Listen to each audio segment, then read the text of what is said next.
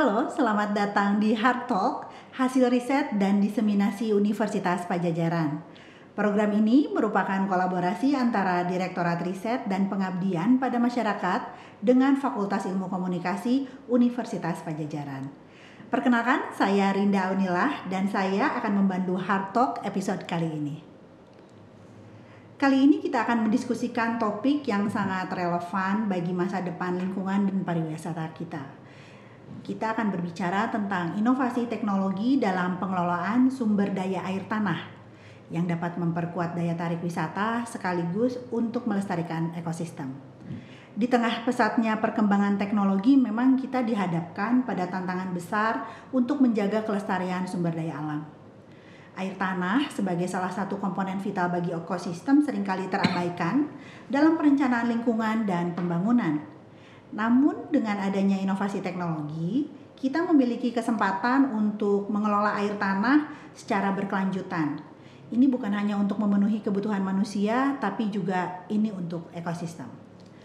Kemudian ada konsep yang menarik yang semakin diperhatikan oleh dunia, yaitu konsep geodiversity, geoheritage, dan geopark.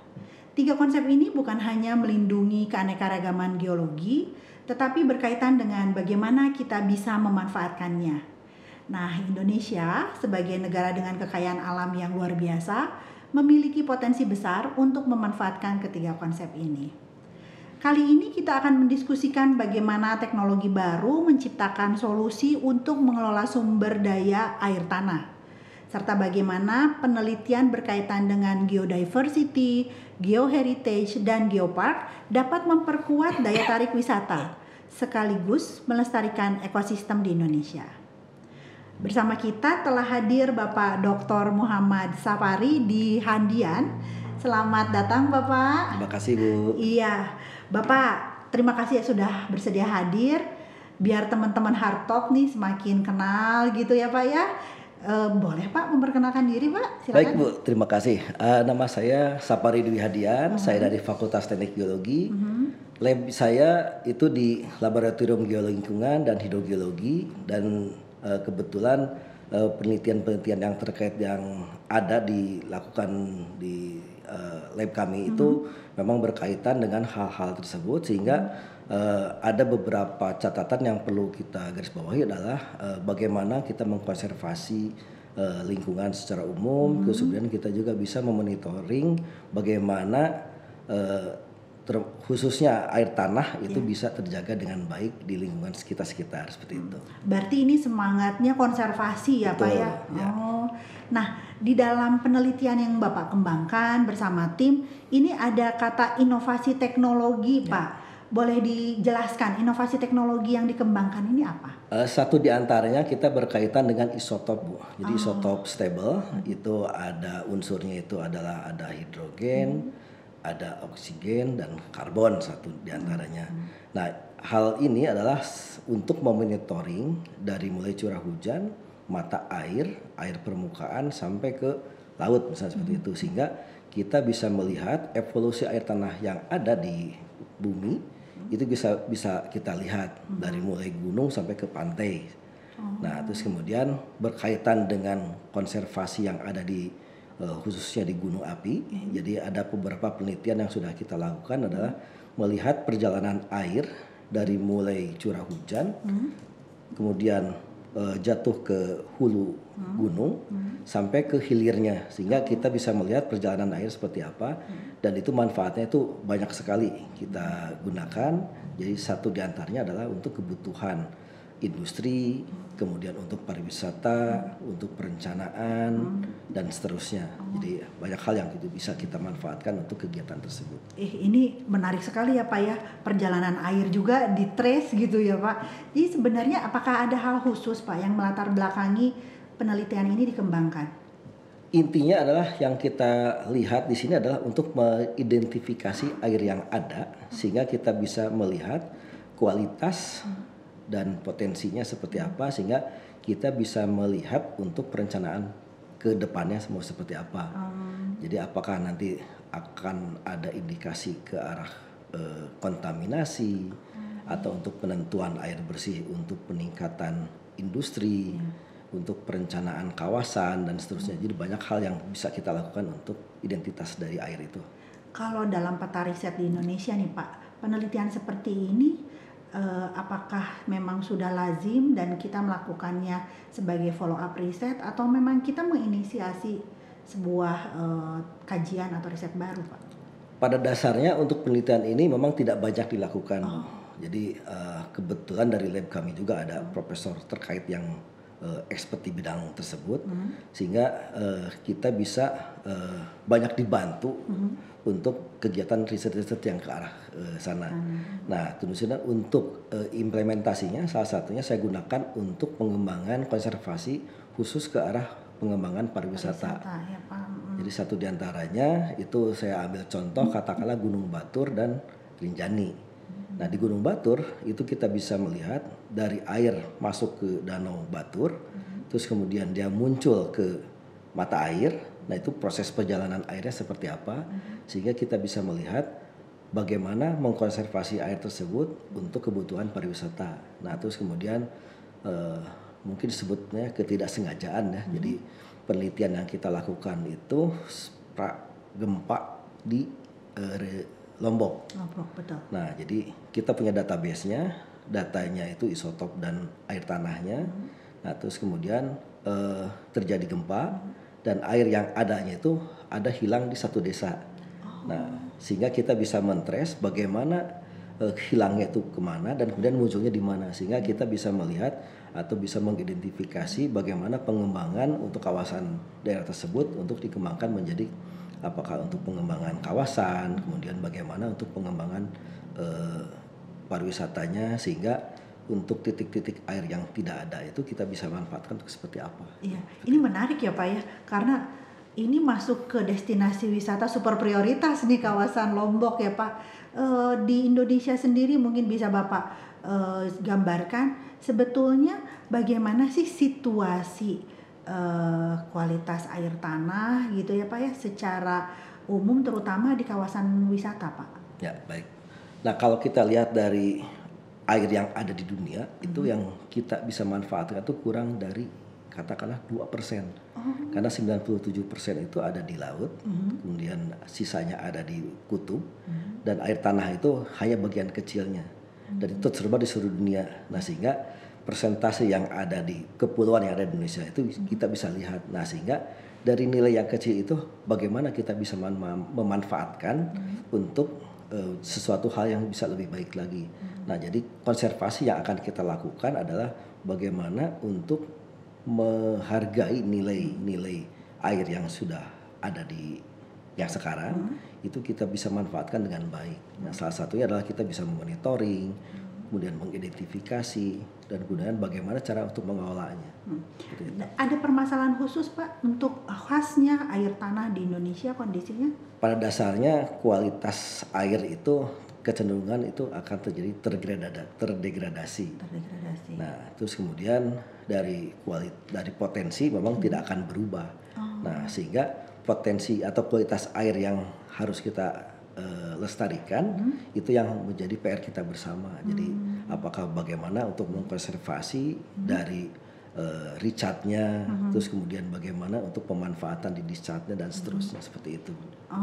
Nah nih Pak, di dalam riset Bapak juga dia mengaitkan dengan 3 konsep ya Pak ya, geodiversity, ada geoheritage dan geopark. Ya. Ini bisa dijelaskan Pak relasinya dengan konsep-konsep itu Pak? Nah baik Bu, jadi dalam kondisi hal tersebut itu geodiversity itu adalah program bagaimana kita melihat sebaran batuan yang beragam, kemudian kita bisa identifikasikan untuk kita konservasi dan kita wariskan, jangan sampai terjadi ada batuan atau site geologi yang hilang. Nah saya ambil contoh katakanlah di Merangin. Nah di Merangin itu ada satu fosil tumbuhan disebutnya Jambiflora dan itu sangat langka dan itu hanya ada 3 di dunia. Nah satu diantaranya ada di Jambi. Nah itu dikonservasikan supaya jangan sampai sampel atau site yang ada itu hilang. Nah sehingga kita butuh konsepnya itu pengembangan kawasan dikonservasi dan itu bisa dikatakan itu atau bisa ditingkatkan menjadi geopark. Nah, jadi konsepnya konsep konservasi dan untuk mendapatkan nilai tambahnya kita besarkan menjadi satu kawasan wisata misalnya. Nah, sisi yang lain itu kita membuat juga ada disebutnya itu geowisata. Jadi ada semacam atraksi wisata, katakanlah rafting. Nah, itu untuk pemanfaatan sumber air yang berlimpah di lokasi tersebut. Di Indonesia nih Pak, rafting ini termasuk pada wisata dalam skala yang gimana Pak? Massal atau minat khusus? Pada dasarnya kalau untuk rafting di Jambi itu mungkin bisa dikatakan wisata khusus Bu ya, karena yang pertama memang guide-nya juga memang harus ada spesifikasi atau sertifikasi khusus untuk menunjang bahwa si wisatawan yang ada di dalamnya itu dia safe dan kemudian panjang yang akan kita gunakan untuk atraksi wisata pun itu terbatas sehingga kita bisa namakan judulnya itu adalah rafting lorong waktu misalnya.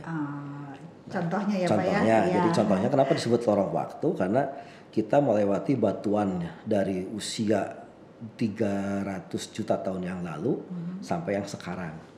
Jadi kita masuk ke dalam lorong time tunnel lah. Iya. Wah ini menarik Pak. Dan jadi daya tarik nggak cuma wisata alam ya, tapi memang storytellingnya ada ternyata ya Pak ya. Oh narasinya ada. Nah nih Pak, jika kita lihat Pak dalam kondisi ini, bagaimana sih peran potensi air tanah ini dalam konteks kepariwisataan Pak? Apakah ini menjadi salah satu potensi wisata baru atau bagaimana? Satu bisa jadi potensi baru, satu lagi juga bisa jadi kendala Bu. Iya. Nah saya ambil contoh misalnya di Pangandaran. Nah di Pangandaran itu kalau kita lihat dari curah hujan yang ada dalam 5 tahun terakhir, tahun lalu itu mempunyai nilai itu di atas 3.500 mm per tahun. Dan yang tahun sekarang itu di bawah 1.500 mm per tahun. Artinya di sini terjadi defisit air. Nah, kendalanya seperti apa? Kendalanya adalah ada kegiatan-kegiatan body rafting di beberapa sungai yang ada itu mengalami kritis air. Nah, sehingga itu diperlukan juga inovasi. Nah, satu contoh diantaranya adalah kita membendung sungai dengan lokal-lokal tertentu supaya gradien nilai sungai itu bisa naik lagi. Nah sehingga sewaktu nanti wisatawan datang itu nanti si katupnya dibuka. Alirannya jadi dia punya debit lagi ya, yang bisa untuk mengalirkan manusia itu seperti itu. Dan ini sudah dikembangkan di Pangandaran ya. Seperti itu. Nah Pak, berarti kan di sini air tanah menjadi potensi, tapi juga masih tetap ya Pak harus ada pendekatan teknologi gitu ya untuk memaintain supaya dia berkelanjutan gitu Pak. Ya betul, karena air yang ada di sana pun ya karena lokal ya, hitungannya lokal tuh karena recharge dan discharge-nya itu dia tidak terlalu jauh karena kita berbicara di karst system. Jadi batuan ini ya batuan kapur ya. Kapur. Seperti itu. Nah Pak, pada saat kita melihat potensi di air tanah ya dalam konteks pariwisata, tapi kan dunia pariwisata juga apakah menyumbang sesuatu terhadap kondisi air tanah di kawasan wisata Pak? Nah kalau dilihat dari seperti itu, jadi justru kita harus melihat bearing capacity-nya juga Bu ya, karena apakah di kita itu sudah ada menghitung jumlah kapasitas maksimal dari wisatawan yang bisa ditampung, kemudian kebutuhan airnya itu harus berapa, dan saya pikir itu belum kita hitung ya, sehingga untuk satu kawasan itu maksimal untuk kedatangan itu harus berapa orang dan kemudian kebutuhan air yang ada itu ada berapa. Nah apabila akan terjadi kekurangan maka bagaimana solusinya? Nah yang dikhawatirkan adalah apabila kelebihan kapasitas, artinya kan akan kebutuhan air bersihnya itu akan menjadi tinggi dan itu akan menjadi resiko terhadap intrusi air laut untuk kawasan yang ada di pesisir. Seperti itu. Apakah ada kemudian pendekatan-pendekatan inovasi dari tim Bapak berkaitan dengan misalnya kondisi perawatan atau peremajaan air gitu Pak? Nah kita juga pernah mencoba Ibu ya, jadi Artinya kita ada pemetaan untuk Iya. mendelineasi kawasan-kawasan yang kira-kira mempunyai potensi intrusi. Oh. Nah, sehingga kita akan bisa melihat jadi monitoring. Jadi monitoring air yang ada di suatu kawasan itu apakah sudah akan tercemar, apabila belum maka kita akan memberikan satu sinyalemen bagaimana untuk mentreatmentnya, apakah dengan mengurangi debit yang digunakan ataupun kita akan membuat satu alternatif untuk pengambilan airnya, tidak mengambil air tanah tapi mengambil air baku yang sudah ditreatment, ataupun apabila kita lakukan juga untuk pembuatan semacam filter air. Nah, kita coba itu adalah dari pemanfaatan air payo menjadi air lingkungan atau air baku. Jadi artinya mengecilkan nilai SC atau TDS-nya menjadi lebih kecil lagi. Artinya salinitasnya itu bisa berkurang. Ini sudah dilakukan oleh tim dan dikembangkan di mana, Pak? Untuk pilot project sudah kita lakukan. Nah, cuman masalahnya adalah di sumber daya atau listriknya, Bu. Karena dalam untuk pembuatan RO itu menghasilkan atau membuat filternya itu harus ada energi listrik. Nah, listriknya itu sedang kita coba untuk membuat alternatif, apakah dengan solar cell ataupun ada alternatif yang lainnya. Nah, itu masih kita kembangkan. Termasuk juga dengan untuk pembuatan filter untuk kebencanaan, itu untuk mitigasi bencana sudah kita lakukan juga. Apakah itu diintegrasikan juga dengan bahwa riset ini ada kaitannya dengan pengembangan potensi wisata berbasis air tanah, Pak? Untuk berbasis air tanah secara langsung tidak, Bu. Tapi untuk kebutuhan wisata itu memang itu akan selalu terkait, karena tidak semua lokasi wisata itu berbasis pada air baku atau air permukaan. Dan umumnya itu ke arah air tanah yang diambilnya itu. Iya, padahal tadi yang Bapak bicarakan ya, bahwa air tanah itu jumlahnya itu nggak banyak Terbatas. juga ya, Pak ya, terbatas ya, Pak ya. Ada upaya-upaya misalnya dalam pengembangan riset ini Bapak atau tim melakukan pilot project di komunitas atau kawasan khusus tertentu, Pak?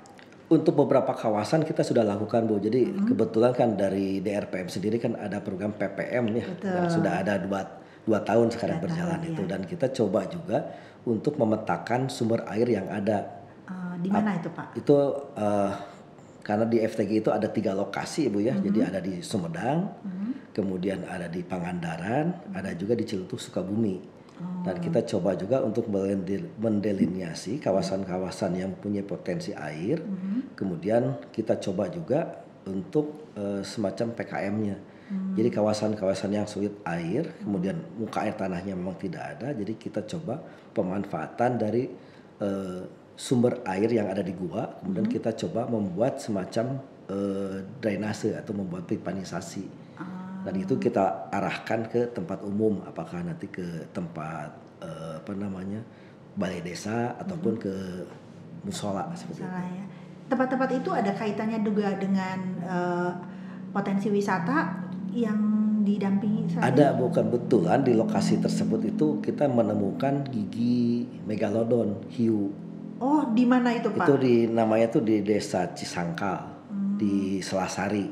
Selasari berarti itu Kabupaten Pangandaran ya. Meskipun nanti di Ciletuh pun ada juga gigi yang sama, tapi kalau ini kan dalam proses penelitian, jadi bagaimana hubungan antara gigi-gigi yang ada di kawasan geopark atau aspiring geopark itu kita sedang ada penelitiannya, apakah pada umur yang sama atau seperti apa, sehingga kita bisa melihat pembentukan secara umum Pulau Jawa seperti apa nantinya. Oh, ini bisa dikembangkan ke sana ya, Pak ya.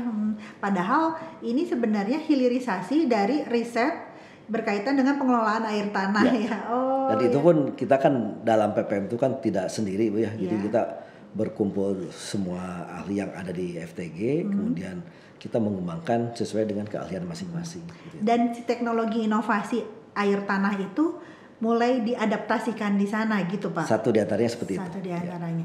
Boleh diceritakan, Pak? Kalau tadi kan yang di Selasari ya, Pak. Kalau yang di Cianjur?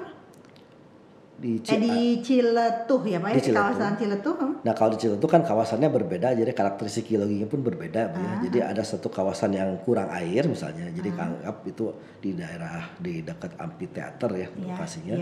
Nah sehingga itu pun ada treatment airnya, jadi kalaupun kita akan menggunakan air tanah memang tidak ada. Jadi kita akan mencoba untuk treatment air permukaan untuk dijadikan sebagai air baku. Untuk pemenuhan kebutuhan hari-hari wisatawannya seperti itu. Gitu ya.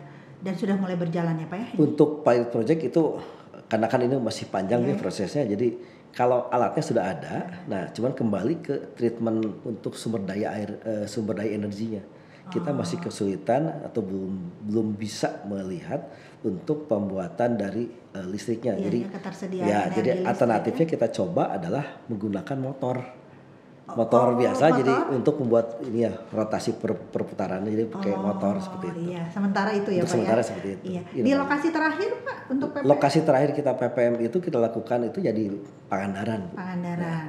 Dan itu juga dengan pendekatan teknologi yang tadi ya Pak, nanti membuka buka tutup untuk ya itu air ya, permukaannya ditutupnya. Ya kalau misalnya hujannya ada lagi ya itu otomatis itu bisa kita lakukan normal tanpa ada penutup sekat lagi ya seperti itu. Iya. Nah tadi Pak Bapak berbicara tentang potensi wisata yang berdasar pada kaitannya potensi air ya Pak, sumber daya air terutama air tanah. Tadi dikembangkan juga di Pangandaran ada wisata minat khusus katanya Pak.